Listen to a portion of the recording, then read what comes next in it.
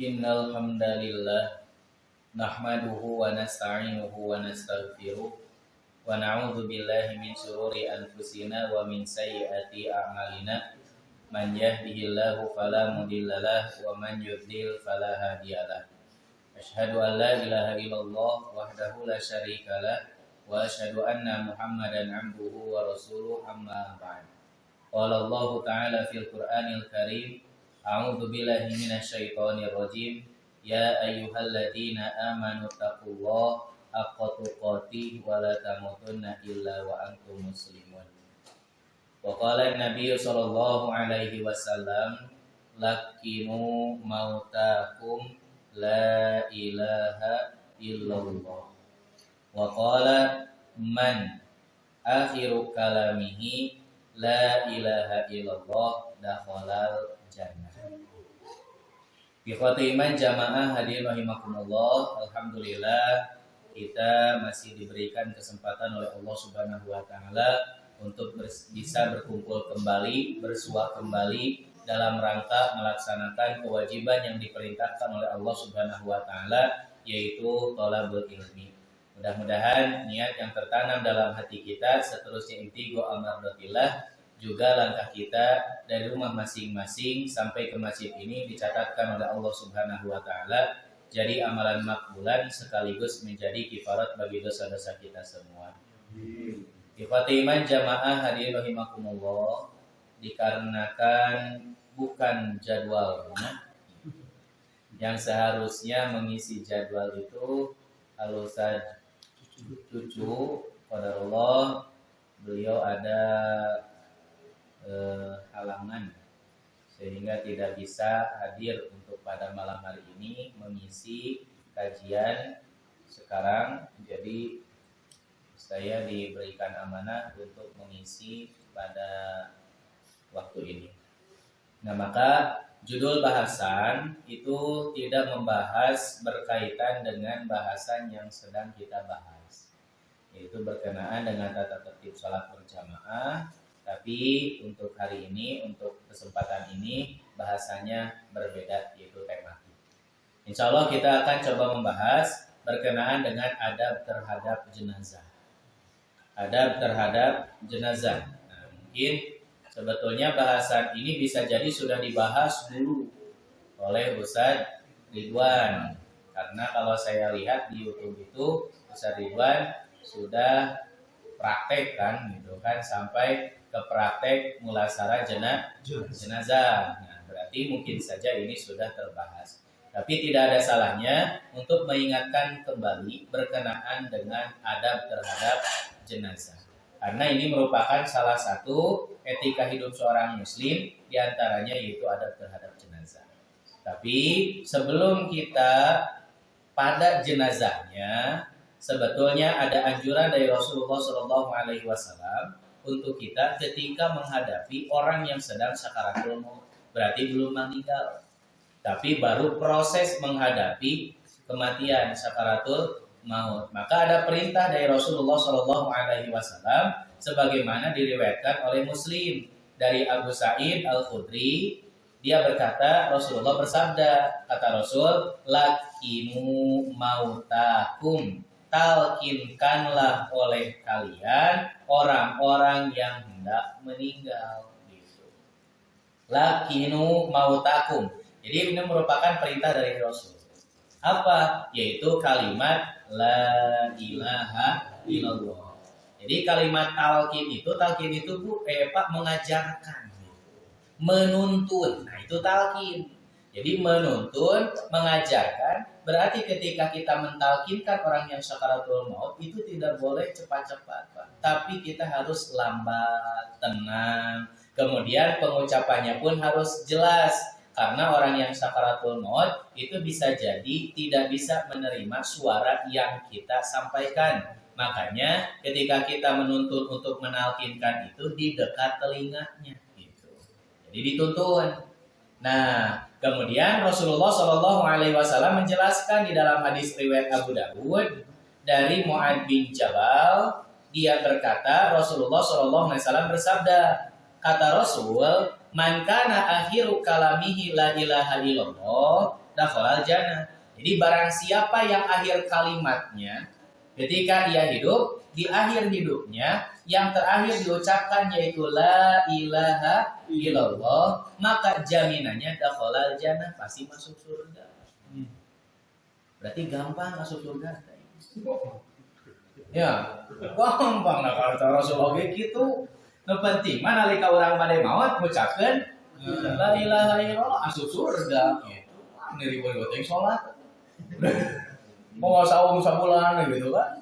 Enak kurban 3.700.000, aduh gitu tah. Ternyata gampang gitu. Nu penting mah ketika kita mau meninggal mengucapkan la ilaha illallah, mudah masuk ke surga mah kitu hukum gitu kan.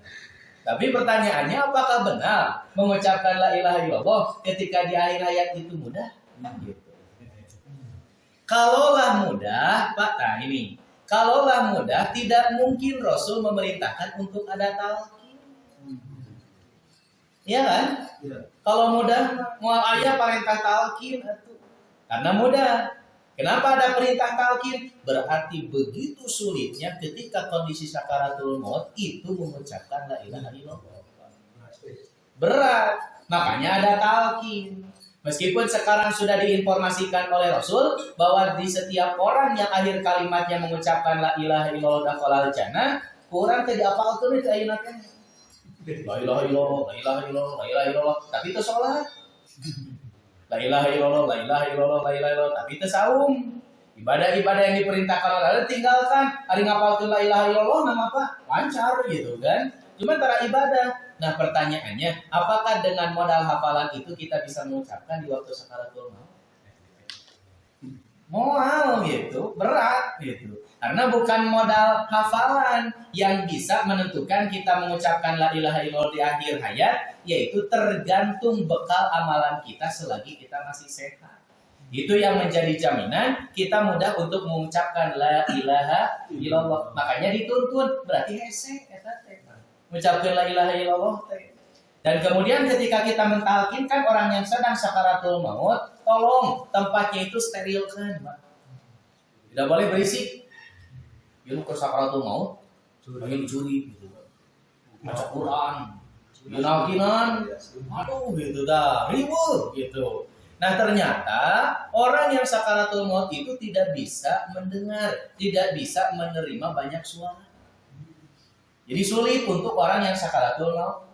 Makanya ketika mentalkinkan itu sterilkan gitu kan, supaya fokus. Dan kemudian ketika kita mentalkinkan, apakah orang yang sakaratul maut itu harus selalu la ilaha illallah mengucapkan? Ternyata di dalam riwayat At-Tirmidzi, ketika orang yang sakaratul maut sudah mengucapkan satu kali itu sudah cukup. Itu kudu deui orang terus dipaksa gitu kan. Buru-buru sing loba gitu kan, la ilaha illallah gitu. Kan gitu. Kalau sudah mengucapkan satu kalimat, sudah itu cukup gitu. Jadi tidak perlu kita terus membimbing la ilaha illallah, la ilaha illallah, la ilaha illallah gitu. Kecuali kalau belum mengucapkan la ilaha illallah, maka teruslah kita tuntut. Lakinu mautakum. Jadi talkinkanlah orang-orang yang hendak menemui ajal mereka semuanya. Dan coba kita perhatikan, ketika kita menuntun itu kondisi orang yang belum meninggal, Pak. Bukan orang yang sudah meninggal. Gitu. Jadi ketika kita menuntun itu, memberitahu, mengajarkan orang yang sedang proses meninggal, berarti tak akan meninggal itu. Tapi di kita ada yang mengingatkan setelah meninggal. Ayo, oke nutas dikurebkeun karena di bejaan. Lamun aya dua jelema, dua makhluk datang nanya anu sok jawab anu. Coba misi kubur gitu kan. Ngoping moal. Gambaran nama jangan kita memikirkan yang jauh-jauh nutos bener-bener maut. Nu bobo we. Hari tidur mati. Mati, Pak. Tidur teh eta teh. Nan mati. Nah, sementara ditakdirkan oleh Allah Subhanahu wa taala ruhnya dilepaskan, berarti kita bangun lagi. Kalau ditakdirnya oleh Allah Subhanahu wa taala ruhnya tidak dilepaskan, berarti itu mati gitu. Yang sebenar-benarnya. Jadi tidur itu mati. Kan kita doa anak oge pas bangun tidur kumaha? Alhamdulillahilladzi ahyana ba'dama amatana tuh itu. Jadi ketika kita bangun itu kan berdoanya alhamdulillahilladzi ahyana, hidupku, ba'da, setelah, amatana, matiku kan itu. Jadi tidur pun itu dalam kondisi mati. Sok we cobaan di harewosan. Naon di harewosan? Naon sok we di harewosan gitu. Engke pas buka coba taros. Ingat tuh, urang bebeja aja nih. Da moal emuteun atuh, nah eta nguping, komo tos dikuburkeun.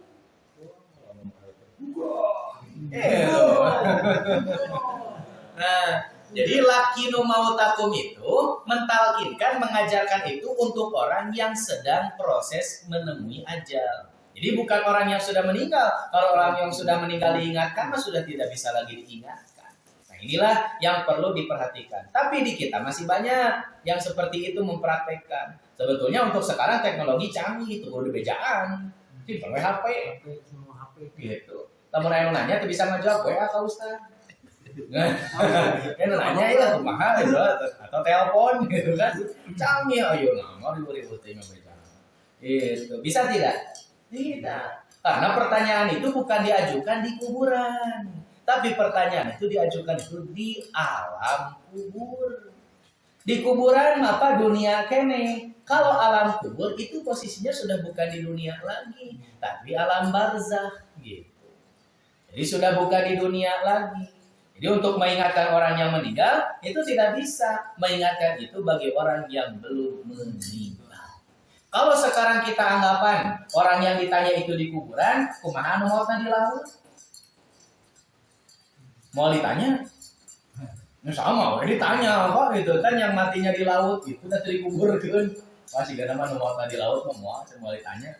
Nah, udah dikuburkeun. Pertanyaan itu diajukan bukan di kuburan, tapi di alam kubur. Baik orang yang meninggalnya di kubur, ataupun yang tidak sempat untuk dikubur, yaitu meninggal di laut, atau meninggalnya karena dimangsa oleh hewan buas, gitu kan, sampai habis, gitu.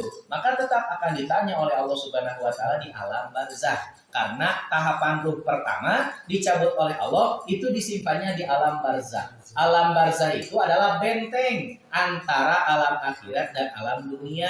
Tahap pertama dicabut nanti disimpan di dunia. Jadi tahapan pertama wae sudah ada ujian, yaitu pertanyaan-pertanyaan yang diajukan oleh para malaikat. Nah, gitu. Kemudian yang selanjutnya, tutupkanlah mata serta berdoalah. Ketika ada orang yang meninggal, matanya terbuka, tolong jangan pernah berpikiran yang aneh-aneh. Dia ngomong, anak-anak berborot gitu. Kenapa? Siga nama. Tidak boleh itu teh. Karena sok nonton wae film azab gitu. Manusia gitu. Jadi kemana wae gitu ta. Dicokoki dina hal-hal seperti itu. Padahal tidak apa-apa. Orang yang meninggal dengan matanya terbuka itu tidak apa-apa gitu kan. Itu wajar-wajar saja.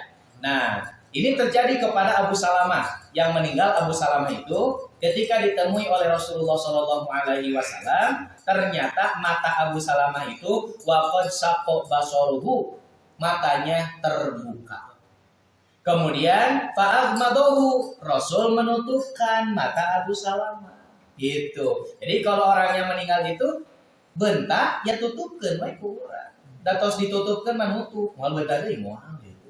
Nutup we gitu. Dan jangan pernah berpikiran yang aneh-aneh terhadap jenazah tersebut.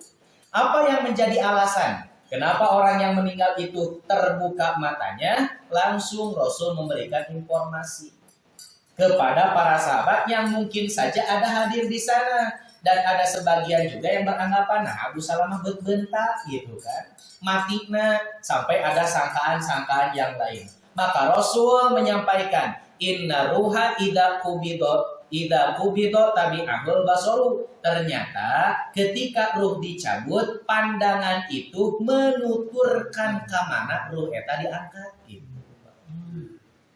Jadi mengikuti ruh diangkat itu, matanya akan mengikuti ke mana ruh eta diangkat gitu. Kalau kita lihat kan di video-video Pak anu meninggal sakaratul maut itu matanya kan ke atas. Nah, itu bisa jadi ruhnya itu dicabut oleh Allah Subhanahu wa taala di atas. Sehingga pandangannya itu melihat ke atas. Ada yang terus tertutup matanya, ada juga yang tidak sempat matanya tertutup. Bentar we. Nah, itu wajar. Tidak menjadi satu hal kejelekan dari jenazah itu disebabkan karena matinya meninggal. Ulah sampai ayat sigana sok ninggalian. Gitu. Tidak. Karena itu wajar-wajar saja. Bahkan nanti ada yang meninggal juga, bahamnya, mulutnya terbuka.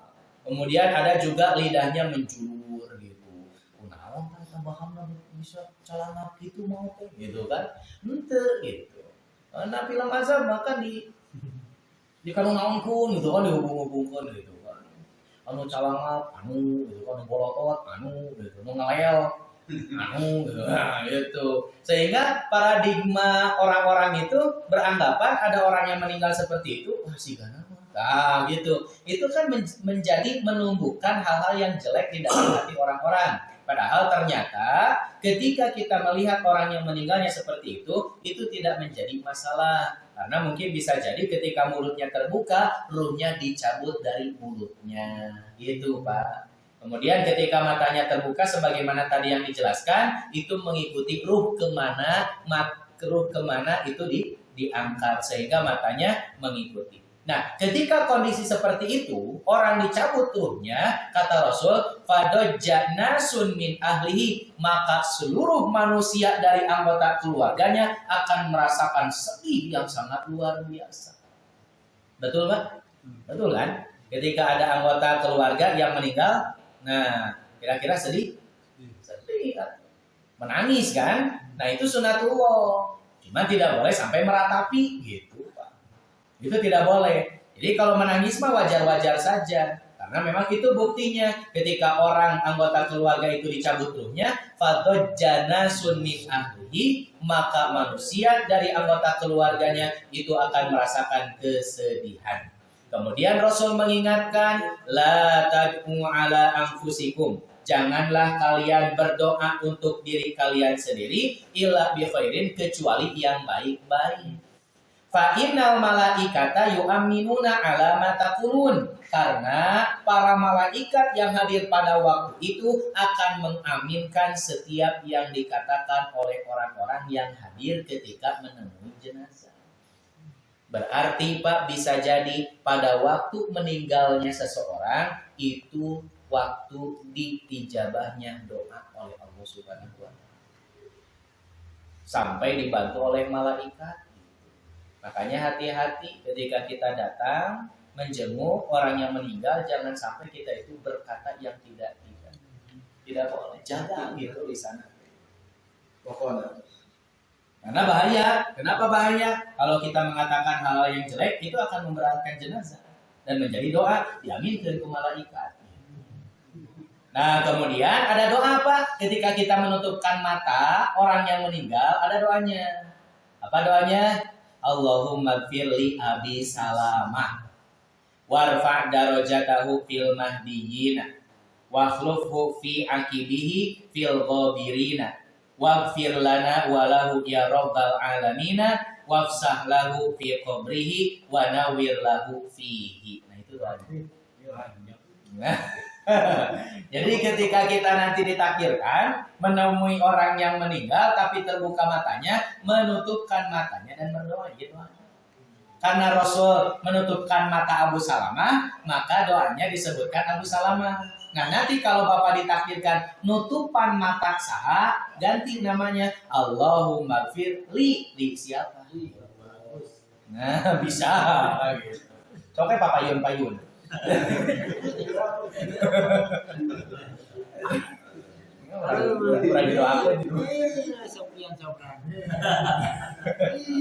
Nah, jadi tutupkanlah matanya serta berdoa.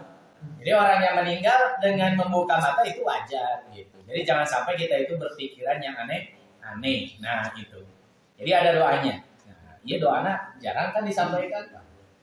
Ini doa babi mah jarang disampaikan. Malah asing kan untuk kita.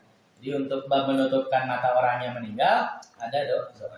Kemudian yang selanjutnya berbicaralah yang baik dan jangan membicarakan keaibannya. Nah, ini nyambung hadisnya dari hadis yang lain. Hadis riwayat Muslim dari Ummu Salamah, qala lana, Rasul bersabda kepada kami, idza hadartumul marido, apabila engkau sedang melayat orang yang sakit, awil mayita, atau orang yang meninggal, faqulu, maka ucapkanlah oleh kalian khairon, yang baik, fa innal malaikata, karena sesungguhnya malaikat yu'minuna ma taqulun, akan mengaminkan setiap yang dikatakan oleh kita semuanya. Itu berarti betul Pak gitu. Jadi ketika datangnya orang yang meninggal itu pada waktu itu waktu mustajab doa. Makanya jangan sampai kita itu macam-macam gitu. Obrolan aneh-aneh itu tidak boleh. Dan tidak boleh membuka aib jenazah meskipun kita tahu Pak, eta hidup nanti segala gitu. Para sholat gitu ya. Terus para ibadah gitu kan, para ngaji gitu. Ternyata meninggalnya juga dalam keadaan maksiat, dalam keadaan melakukan dosa. Tapi ketika kita hadir dalam mendatangi jenazah tersebut, sebisa mungkin tidak boleh membicarakan aibnya. Meskipun orangnya apa gitu kan, saya kata gitu. Tapi sebisa mungkin kurang cari sedikit pun kebaikan yang dia miliki, sok kurang ucap untuk menjadi doa gitu kan, meringankan. Dan nu goreng-goreng nama ada orang apa menjadi tadkirah ka urang, tarbiyah, pelajaran. Nah, begitu. Jadi ketika kita hadir jangan sampai kita membukakan aib gitu kan. Sok cari kebaikannya sebisa mungkin meskipun sedikit. Nah, yang kita khawatirkan ketika kita nanti meninggal, Pak. Kalau kita tidak dijaga, ketika kita melayat orang yang meninggal, lalu dalam kondisi kita meninggal, ternyata ada orang yang datang ngomongkeun aib urang gitu. Kegorengan kurang diaminkan ke malaikat, nah itu yang akan menjadi beban untuk kita, berat diaminkan gitu kan, ripuh kan, nah amalan sakit itu. Maka dari itu kita harus berkata dengan yang baik. Gitu. Nah kemudian yang selanjutnya doa saat mendapatkan musibah, kematian, musibah, itu satu hal yang disampaikan oleh Allah Subhanahu wa taala, kematian itu merupakan musibah yang tidak disenangi. Gitu. Awas Pak, kondisi senang dan kondisi tidak senang kedua-duanya itu adalah fitnah. Ya, ujian. Baik itu dalam kesenangan atau ketidaksenangan itu merupakan ujian. Tapi ternyata kalau kita lihat banyak orang yang kalah diuji oleh Allah Subhanahu wa taala dengan kesenangan. Lamun kesenang mah poho ka Allah hilang. Tapi ketika diuji oleh Allah Subhanahu wa taala dengan ketidaksenangan, wah, ingat ka Allah. Soson ibadah gitu kan. Matukul gitu kan. Terus dibere ku Allah kesenangan tara deui ka masjid. Oh, gitu. Coba kita lihat dengan kejadian kemarin. Digoyangkan oleh Allah Subhanahu wa taala-nya sedikit saja. Setengah 12 Allah, aduh gitu kan, semuanya mengucapkan kalimat Allah gitu. Padahal kalian gitu, luar biasa. Jadi banyak orang yang kalah dengan ujian itu, ujian kesenangan. Tapi kalau ujian kesengsaraan mah rata-rata sok ka Allah teh inget gitu kan. Tapi kalau kesenangan mah pokoknya ka Allah teh. Nah itu. Padahal kedua-duanya merupakan ujian dari Allah Subhanahu wa taala. Nah, namun ketika kita mendapatkan ujian dari Allah ketidaksenangan berupa musibah, maka dianjurkan oleh Rasul itu untuk berdoa. Yang pertama mengucapkan kalimat istirja, inna lillahi wa inna ilaihi raji'un. Kemudian ditambah dengan doa yang selanjutnya, Allahumma ajurni fi musibati wa akhlif li khairan minha. Eta doa nanti. Jadi ketika kita mendapatkan musibah, lalu kita berdoa kepada Allah, berarti menunjukkan urang teh tabah jeung sabar eta teh. Menerima setiap takdir Allah Subhanahu wa taala. Tapi ketika kita mendapatkan musibah, ngambek, sagala diomongkeun, kerang-kerung, putus asa, teu ngadoa mah berarti menunjukkan kita tidak menerima takdir Allah Subhanahu wa taala. Padahal kan sudah disampaikan, rukun iman kan salah satunya menerima takdir Allah, baik itu yang baik ataupun yang buruk, kan begitu. Itu iman gitu. Makanya kalau kita mendapatkan musibah dari Allah Subhanahu wa taala dengan berdoa kepada Allah, berarti itu menunjukkan ketabahan dan kesabaran. Satu, mengucapkan kalimat istirja, yang kedua dilanjutkan dengan doa. Doa apa tadi? Allahumma ajurni, ya Allah, jadikanlah pahala fi musibati, dari musibahku ini, wa akhlifli, dan gantikanlah untukku khairam minha, dengan yang lebih baik dari musibah yang engkau timpakan kepadaku. Dan doa ini diajarkan oleh Rasul kepada Ummu Salamah ketika Ummu Salamah ditinggalkan oleh suaminya meninggal, yaitu Abu Salamah. Kemudian Ummu Salamah berdoa dengan doa ini. Qadarullah, Pak, ditakdirkan diganti oleh Allah dengan yang lebih baik. Ternyata Ummu Salamah ditikah oleh Rasulullah SAW. Abu Salamah berarti menunjukkan tidak ada kualitas Abu Salamah yang bisa menempati dari sahabat yang lain kecuali yang paling pantas Rasul. Diganti ku Rasul. Tapi awas, doa ieu teh bukan doa jangan gantikan pasangan.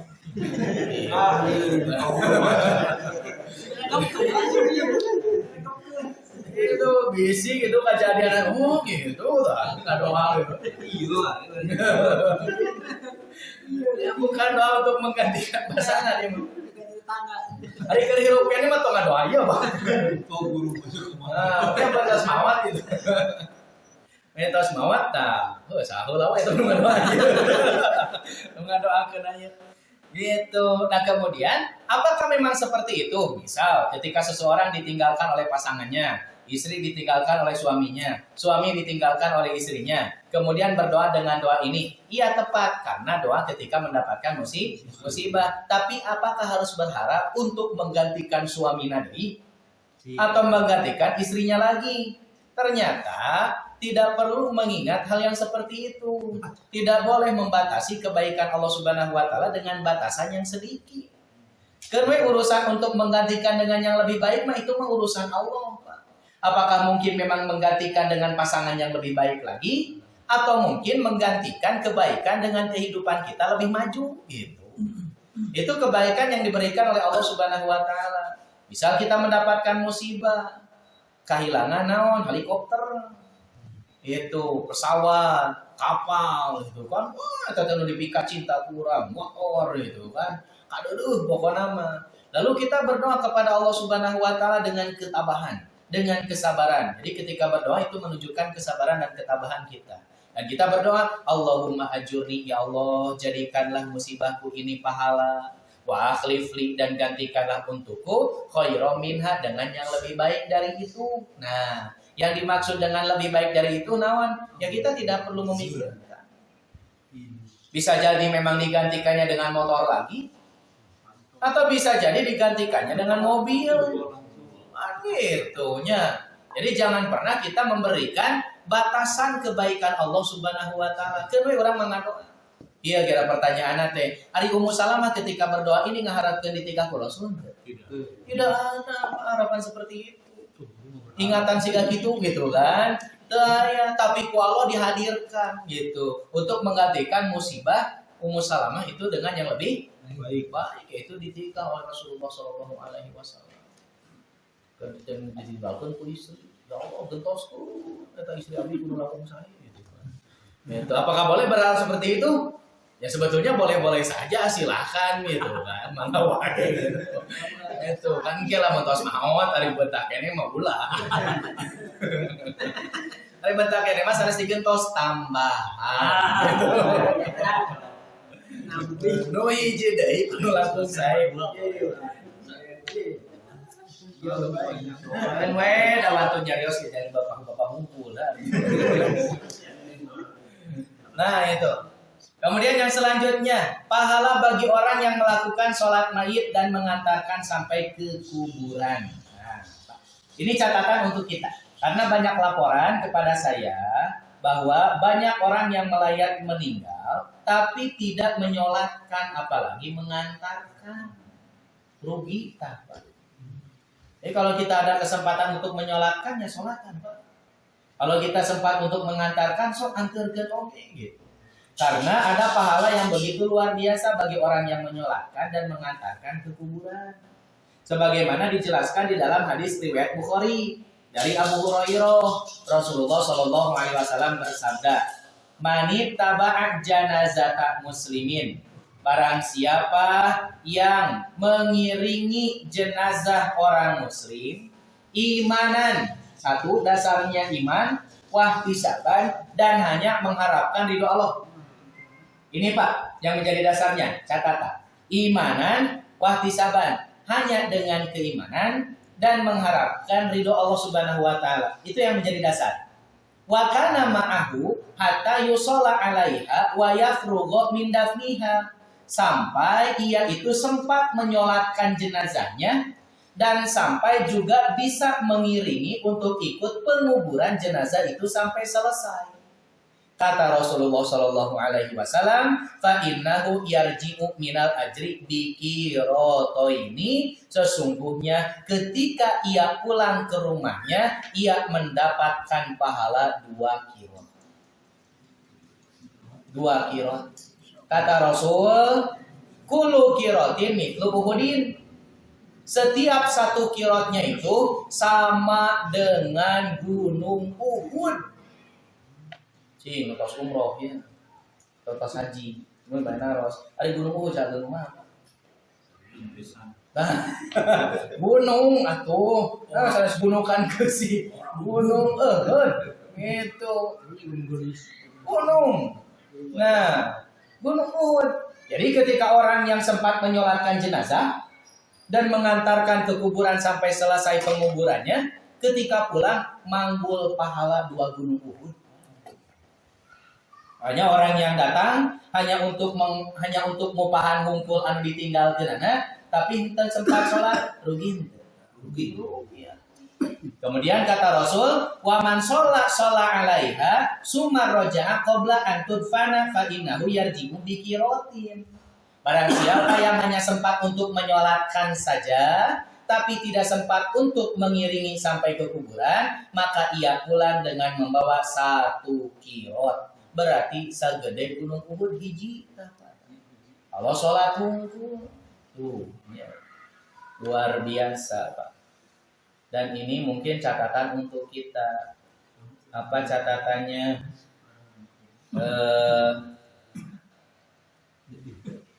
Khususnya untuk tim jenazah. Jangan sampai ada harapan untuk dibayar atau dibalas dengan upah ketika mengurus jenazah. Karena tidak ada syarat, tidak ada syariatnya untuk pihak keluarga riweuh menyiapkan upah bayaran kepada orang-orang yang mengurus jenazah. Pula malah itu merusak niat gitu Pak. Jadi merusak niat awal. Kan tadi disebutkan mendapatkan 2 kirot itu dengan dasar imanan wahtisabat itu. Tapi ketika berharap ingin dibayar oleh pihak keluarga lalu diterima, tos teu aya Pak 2 kirot. Karena sudah bukan lagi dasar imanan wahtisabat. Isin atuh urang banyak yang dibayar ku amplop gitu kan. Atau dibayar ku beasa plastik, usina amplop 2 kirot atuh. Malu gitu kan. Dan pihak keluarga tidak perlu ribu siga gitu. Pihak keluarga itu sibuk Pak. Sibuk apa? Dengan kesedihan yang ia dapatkan karena ditinggalkan oleh pihak keluarga yang lainnya. Jadi untuk keluarga mah sudah membantu pengurusan jenazah, lokasi pemandian di mana, sumber airnya di mana, itu perlu ribu mikirannya tuh gitu kan. Sampai di sebagian daerah itu membedakan orang yang hanya menyolatkan saja dan orang yang menyolatkan sampai ke kuburan. Hari nyolatkeun mah beas hungkul gitu. Hari anu nganturkeun ka kuburan mah nya beasnya amplop gitu. Ribu eta. Kejadian kepada orang yang tidak punya, jual ngadadak nganjuk heula atuh sakarun. Gitu. Nganjuk deui uang gitu. Aduh karunia luar biasa. Keur mas sedih bukan teh diupahan kalah jadi beban. Dan yang parahna jamaah oge ngarepkeun guys. Nah ini rusaknya paniatna. Rusak gitu. Makanya untuk tim jenazah, punten, ketika kita mengingat bahwa kita ingin menjadi tim jenazah, tos eta teh di awal kene oge tos dibentuk urang teh lillah gitu. Tos da aya yang dibayar tim jenazah mah isin tah pahalana oge. Gede, gunung Uhud. Kalau kita malah berharap kepada orang, malu kepada Allah yang memberikan gunung Uhud atau gitu kan dua tah pundak-pundukna gitu. Makanya orang masih kena berharap kepada manusia hanya diberikan segelintir ya siga gitu kan. Ngagadekeun gunung Uhud aduh luar biasa. Masya Allah. Nah eta. Maka dari itu pahala bagi orang yang menyolatkan mayit dan mengantarkan sampai ke kuburan itu merupakan pahala yang begitu besar. Kalaupun sempat hanya menyolatkan saja, ketika pulang mendapatkan 1 kirot itu pun lumayan 1 gunung Uhud. Begitu.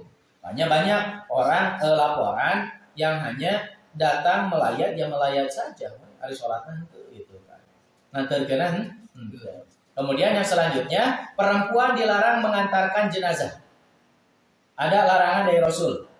Hadisnya riwayat Muslim dari Ummu Atiyah. Ia berkata, nuhina anitiba'il janaizi walam yukzam alaina. Kami dilarang oleh Rasul untuk mengiringi jenazah. Jadi perempuan mah dilarang oleh Rasulullah Shallallahu Alaihi Wasallam untuk ikut penguburan jenazah. Hanya saja larangan ini tidak sampai derajatnya haram. Apa bentuknya? Kehati-hatian. Khawatir menjadi fitnah untuk seorang perempuan ketika ikut mengantarkan jenazah ke kuburan. Karena naon sedikitnya tipisnya kesabaran seorang perempuan. Kalau tidak kuat, mending cari kue di bumi. Yo mah jangan kuku, jangan culik kue, bukuakan, pingsan, aduh ibu gitu kan. Makanya duduk saja di rumah. Kalau nanti kondisinya sudah stabil, baru silakan ziarah. Gitu. Sok dongkapan kuburannya. Dan ini pun terjadi kepada gambarannya orang-orang jahiliyah, Bu. Pak, jadi perempuan-perempuan jahiliyah itu kalau ditinggalkan oleh pihak keluarganya, menangisnya itu berlebihan. Sampai memukul-mukul wajah gitu, melukai diri sendiri kan fitnah itu kalau jadi ribut gitu kan. Maka Rasul melarang tapi tidak sampai ke haram. Kemudian yang selanjutnya jaminan bagi mayit yang disolatkan oleh orang banyak yang tidak menyekutukan Allah. Apa jaminannya? Akan dijamin oleh Allah Subhanahu wa taala mudah untuk mendapatkan syafaat dari Allah Subhanahu wa taala. Nah, ini Pak pentingnya satu kita banyak teman nanti nu saroleh hungkul gitu. Makanya ada majelis ilmu itu aku jangan ditinggalkan Pak aset eta teh ka urang sadayana. Gitu. Da moal aya deui nu nyolatan urang saha gitu kan. Kecuali anu satu perjuangan dalam jalan kebaikan. Makanya perbanyaklah gitu kan teman yang soleh. Ketika nanti mereka hadir bukan hanya melayat hungkul keluarga tapi perhatianna ka jenazah oge. Ari di urang mah kan ngalayat teh ngupahan keluarga we hungkul. Si sabar, si Ridho gitu kan. Keluar tuh ada diupahan ada jenazahnya. Diangkatkeun we gitu kan. Tidak ada pedulinya sama sekali. Padahal yang paling penting teh jenazah. Besar banget. Nah, tidak ada manfaat untuk jenazah kan gitu. Itu dari keluarga mah tuh kaupahan ku amplop oge. Gitu. Amplop dina baskop oge kaupahan atuh. Gitu amplop di kepala anu makalan lainna oge ari jenazah naon di bakalan gitu amplopna kan henteu jenazah mah gitu. Apa yang diinginkan oleh jenazah? Doa di setiap orang yang hadir pada waktu itu. Makanya jangan sampai kita itu hanya melayat saja. Sok perhatian juga kepada jenazahnya. Doakeun. Mana doana? Nyaeta nalika urang nyolatan. Makanya Rasul menjamin, kata Rasul, ma min rajulin muslimin, tiada seorang muslim pun yang mati ia mutu, fayakumu ala janazatihi arba'una rajulan. Lalu jenazahnya disolatkan oleh 40 orang. La yusyrikuna billahi syai'an, yang semuanya tidak menyekutukan Allah sedikit pun.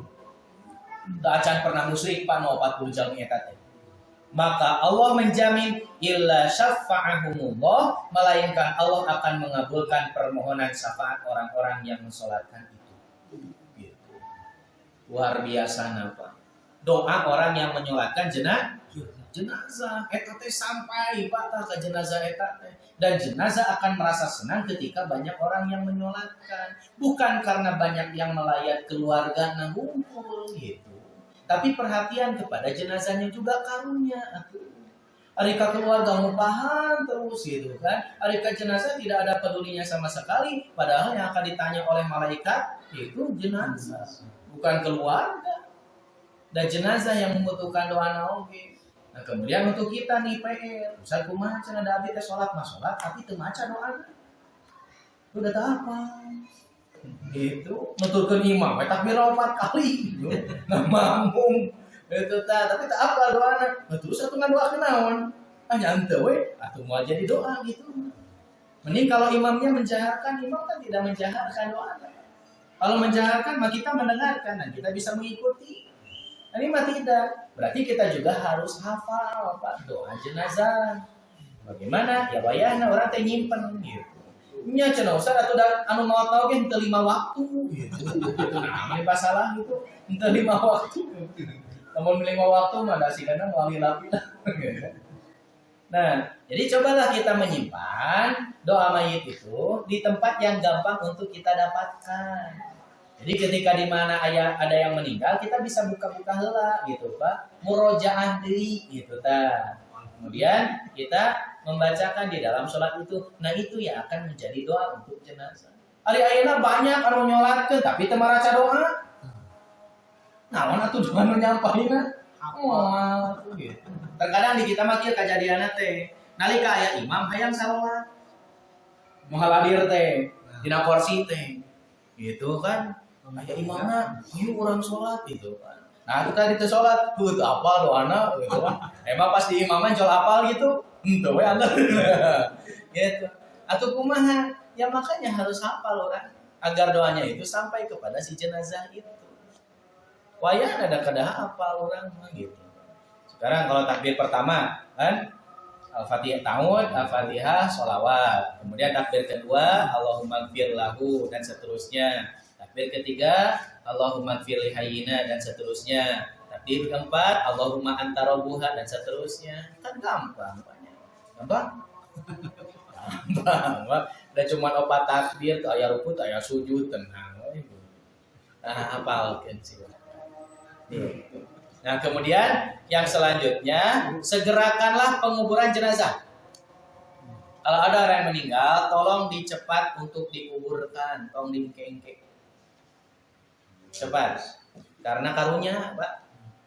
Sebagaimana disampaikan oleh Rasul di dalam hadis riwayat Abu Dawud dari Abu Hurairah, Nabi SAW bersabda, asri'u bil janazati, segerakanlah jenazah, in tukab solihatan fa khairun tuqaddimunaha ilai. Kalaulah jenazah itu baik, soleh, maka ia akan mendapatkan kebaikan cepat pula dari Allah Subhanahu wa taala.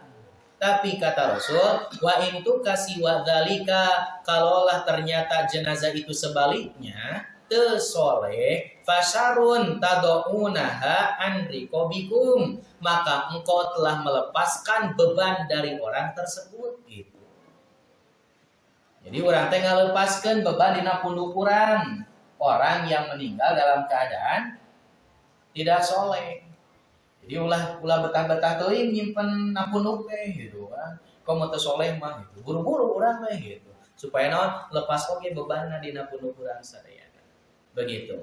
Nah, kemudian dalam hadis yang lain, jeritan tangis mayit yang tidak beramal soleh. Nah, apa? Sampai ada jenazah itu yang ketika dipanggul itu di atas pundak seseorang di dalam keranda itu mereka menjerit sejadi-jadinya kepada Allah Subhanahu wa taala karena ketidaksolehannya. Di dalam hadis riwayat Bukhari dari Abu Sa'id Al-Khudri, ia berkata Rasulullah sallallahu alaihi wasallam bersabda, kata Rasul, "Idza wudi'atil janazatu fahtamalahar rijalu ala a'naqihim fa in kanat solihatan qalat qaddimuni." Jadi kalau jenazah itu sedang diangkat oleh seseorang, lalu jenazah itu adalah jenazah yang soleh, maka jenazah itu akan berkata, qaddimuni, segerakan, burukeun, enggalkeun, kuremkeun, gitu Pak. Jadi qaddimuni cepat, kuburkeun cepat, kuburkeun, kanu soleh mah gitu. Karena apa? Karena ingin mendapatkan cepat-cepat kenikmatan dari Allah, anu soleh ya. Tapi kata Rasul, wa in kanat ghairu sholihatin. Kalau ternyata jenazah itu tidak soleh, qolat, dia pun akan berkata, li ahliha, kepada keluarganya, ya wailaha, wahai keluarga, aina yadhabuna biha, mau kemana aku dibawa? Ngejerit Pak, gitu kan.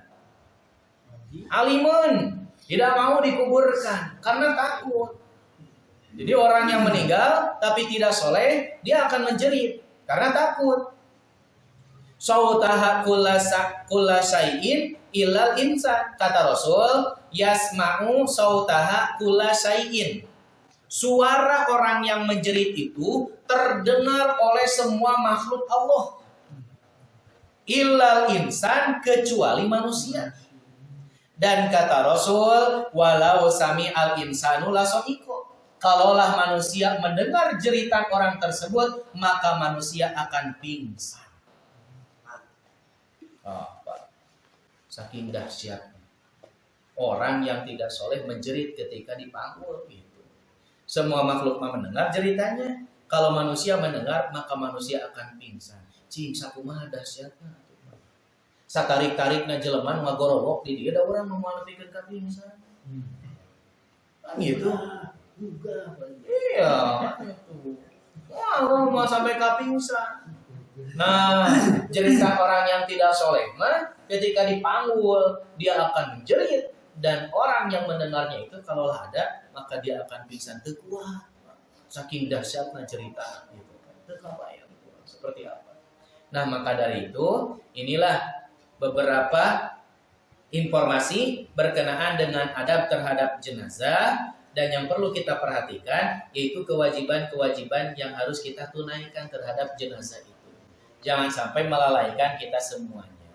Yang kita khawatirkan ketika kita nanti meninggal gitu. Banyak yang melayat tapi tak menyolatan. Melayat be hungkul, berarti tidak ada kepedulian ka urang nama, pedulina naon ka keluarga. Mending lamun amplopna ditarima ku jenazah mah Pak kaupahan. Kan jenazah mah teu narima amplop atuh. Itu ditinggalkan ya amplopna kan seperti itu. Maka yang dibutuhkan oleh jenazah yaitu doa ketika kita hadir melayat. Cobalah untuk sholat itu kalau kita sempat dan tidak rugi, dan Allah pun akan memberikan kebaikan yang sangat luar biasa kepada kita semua. Minimal sakirota Gunung Uhud dipanggul kurang ketika kita pulang ke rumah. Luar biasa. Nah, itu beberapa hal yang bisa disampaikan berkenaan dengan adab jenazah. Mudah-mudahan ini menjadi pengingat untuk kita semuanya dan bisa kita amalkan dalam kehidupan sehari-hari. Coba Pak. Aku qouli hada wa astaghfirullah li wa lakum. Assalamualaikum warahmatullahi wabarakatuh.